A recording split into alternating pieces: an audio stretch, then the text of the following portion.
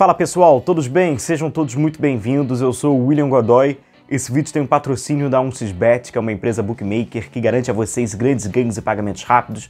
Aqui está o nosso cupom promocional exclusivo para vocês inscritos no nosso canal, Godoy1x. Para se cadastrar é muito fácil, o link está na descrição do vídeo, no nosso comentário fixado. Baixe o 1xBet, insira o nosso cupom aqui e aí faça o seu palpite vencedor. Aproveite o jogo do Arsenal contra o Crystal Palace, além da partida do PSG, tudo com o nosso cupom Godoy1x para você resgatar bônus em dobro, beleza? Bom, galera, para começar aqui, amanhã o Flamengo jogará duas vezes, né? Às 4 horas da tarde, o Flamengo enfrenta o Philadelphia Union nos Estados Unidos. A nossa live começará às 3 horas, então é o nosso encontro desse domingo, 3 horas chega junto, o Flamengo faz esse jogo.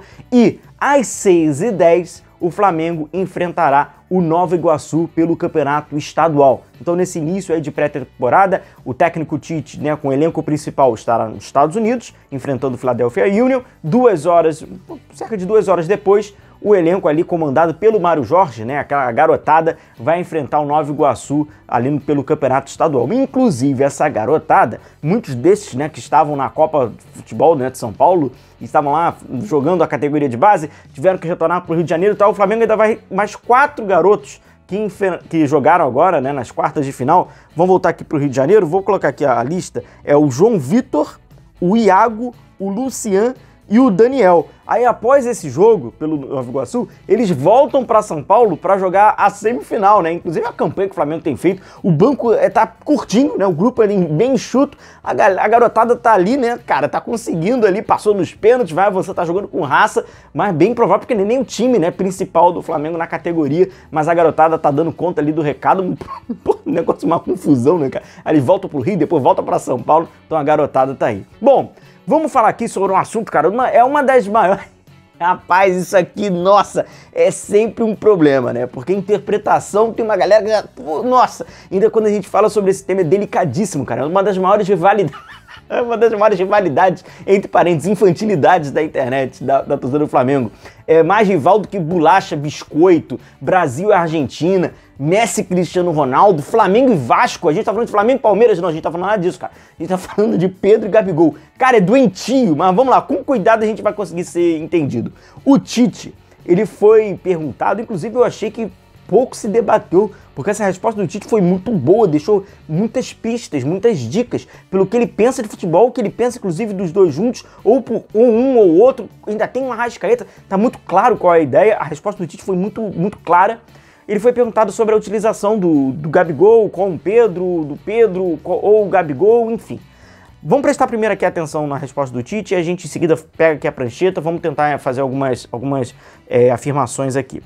Abre aspas, como nós fizemos hoje, Gabigol atrás do Pedro e fazendo uma pressão lado a lado para que corte a linha de passe do adversário. Sim, não dá para usar Gabriel do lado e o Pedro do lado, aí fica inviável.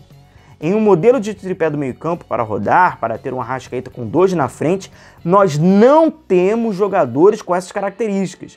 A equipe se mudou com os 2 externos ou mais um meio-campista jogando do lado. Antes era Gerson, às vezes era Everton Ribeiro, agora com De La Cruz, ela pode ser com Vitor Hugo, então ela se molda dessa forma. A gente vai voltar em algumas falas ainda do Tite, vamos tentar pegar um recorte ainda, mas vamos lá, galera. O que aconteceu foi o seguinte. O Gabigol entrou no segundo tempo, pô, tá muito óbvio, né, qual é a ideia, né, mas vamos lá. O Gabigol entrou no segundo tempo, lembrando que no primeiro tempo o Flamengo usou aquela, vamos chamar de formação mãe do Tite, né, aquela formação ali primária do Tite, qual é?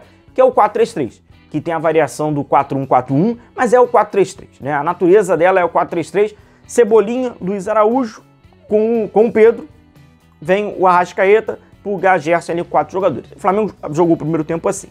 Quando entrou o Gabigol e saiu o Arrascaeta, já era um indicativo de que haveria uma mudança, né? Não ia ser tanto assim um 4-3-3, contudo também não teria uma dupla. E aí fica bem claro, a gente viu, né, ao longo aí dos momentos do segundo tempo, o Gabigol com o Pedro, é o Gabigol jogando sempre numa linha atrás do Pedro, né? Olha lá, o Gabigol vai lá tentar fazer lá o cruzamento, o Everton Cebolinha tá buscando a segunda trave, o Pedro por dentro. Aqui no outro momento, olha onde o Gabigol recebe a bola, onde o Pedro está, né, bem mais à frente. Inclusive é uma crítica que o Gabigol acaba recebendo sempre, e aí quando tecnicamente está muito mal, como finalizou, como esteve na temporada 2023, ela aumenta, que é, pô, o Gabigol nunca fica lá na frente, e não vai ficar, e pelo que o Tite deu a entender, não é para ficar, né, não é para eles ficarem lado a lado. Então o Pedro como referência e o Gabigol um pouco mais atrás. Fica claro, pela fala aqui do Tite, que Gabigol, Pedro e Arrascaeta juntos será muito improvável. Relembrando inclusive o que o Tite fala, ó, é bem claro aqui, ó, não dá para usar Gabriel do lado e o Pedro do lado. Aí fica inviável. Em um modelo de tripé do meio-campo para rodar, para termos o Arrascaeta com 2 na frente, nós não temos jogadores com essa característica, que é acontecer isso aqui. Pedro e Gabigol juntos lá na Arrascaeta ainda por dentro, seja defensivamente, né? A gente fala até desse aspecto, né? Dos dois lá, no aspecto defensivo ainda, o Arrascaeta formando a linha com 4, os dois à frente e aí os restantes companheiros formando. Então assim, fica muito óbvio. E aí vamos lá. Minha opinião é agora que o massacre vem. Pedro e Gabigol podem jogar juntos? Podem jogar juntos. O Flamengo pode ser competitivo com os dois jogando juntos? Pode ser competitivo jogando com os dois juntos. Tem como, a gente até inclusive já viu. Mas na minha opinião, para Pedro e Gabigol jogarem juntos, diz muito mais sobre como vai ser o rendimento do Gabigol do que do Pedro. Se exige muito mais do Gabigol, e deve se exigir muito mais do Gabigol do que do Pedro. É muito mais fácil pro Pedro jogar com o Gabigol, e essa parte vai ficar terrível, ou do que o Gabigol jogar com o Pedro. E aí eu falo pra vocês por quê. Tem uma questão óbvia de que o centroavante, que é o Pedro, né, esse homem de área, ele tem uma limitação territorial na zona ofensiva. Eu não tô nem falando sobre o aspecto defensivo, porque o aspecto defensivo ele se torna gritante. Eu tô falando do aspecto ofensivo. Pro Pedro, quando o Flamengo tá com a bola, como a gente viu, os técnicos exigem dele, por uma condição óbvia, muito menos movimentação, muito menos zonas para ocupar. Então, para ele fica praticamente numa zona muito parecida com o 4-3-3, que ele é o homem da referência, ele é o homem... Perdão, vou botar esse lado aqui que fica mais fácil. Ele é o homem da referência e os jogadores que trabalham pelos lados, eles preenchem esse espaço para ele. Ele não precisa fazer diagonais, né, para conseguir movimentos tanto assim de horizontal. Você trabalha muito pelo centro. Qualquer centroavante com essa característica, inclusive fisiológica, né, que o Pedro tem, e a gente tá falando da prateleira, da principal até pelo mundo, gosta do 4-3-3. O 4-3-3 é muito confortável para esse tipo de atleta, que é um atleta mais físico, que é mais rígido, que trabalha por dentro desse goleador, porque esses caras fazem muito trabalho para ele. Ele não precisa tanto. Tô falando ofensivamente, tá? Defensivamente nem precisa dizer, mas ofensivamente também, ou quiçá até principalmente, beleza? E aí o que acontece? Então, pro Pedro ter o Gabigol, para ele não vai mudar muito. Ele cai até um pouquinho mais para a esquerda, porque ele gosta daquela chapada com a parte interna do pé, buscando, né, o canto esquerdo do goleiro. Então não muda muito. E até a gente viu isso em campo.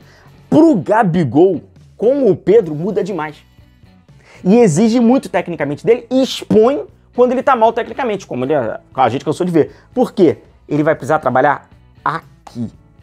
E uma coisa é o Gabigol com o Bruno Henrique, que jogam na paralela, né? E aí ambos caem aqui, eles estão aqui e caem aqui. Outra coisa é ele estar aqui e já, obviamente, cair aqui por consequência. É bem diferente.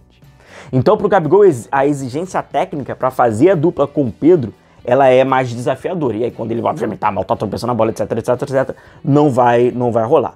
Sobre a questão do Arrascaeta, é característica, cara. Aí eu lembrei logo, né? João Gomes. Se você tem Pedro, Gabigol e aí o Arrascaeta, o que o Tite quer dizer com um tripé? Ele quer jogadores com uma característica que consigam, em aspas, cumprir defensivamente, ou ocupação de espaço, movimentação, por eles três, porque são jogadores que não têm esse cumprimento tático, defensivo, não tem tanta essa característica assim. Sobretudo para um time que não joga em 30 metros. como é o caso do Flamengo, a gente até viu aí na estreia contra o Audax, né? O Flamengo faz a primeira força de pressão, mas não é um time que está esmagando. A linha do Flamengo não fica tão alta, não fica tão alta. Então acaba exigindo, obviamente, no momento sem bola, esse equilíbrio, e aí o Tite diz, né, que ele não tem esse tripé para, digamos, sustentar esses caras para jogar um pouco mais à frente. Então fica claro, muito óbvio, que dentro desse 4-3-3 o Pedro vai ter a predileção, tem que ter a predileção, inclusive, pela característica, e quando o Gabigol entrar na do Pedro, já é bem diferente para ele, porque ele vai ser mais esse homem do corredor por dentro, não vai flutuar tanto, e quando o Gabigol estiver com o Pedro, a gente vai ver o Gabigol bem mais descolado para que eles nunca fiquem na mesma linha, exceto quando o Flamengo perder a bola para diminuir o passe. Tite deixou bem claro isso, eu acho que o assunto ele fica bem óbvio aqui pra gente já debater, já discutir sobre que é polêmico sempre, né? Pedro e Gabigol, beleza? Grande abraço a todos vocês, continuem se cuidando, a gente vai se vendo por aqui, um abraço a todos, tchau, tchau.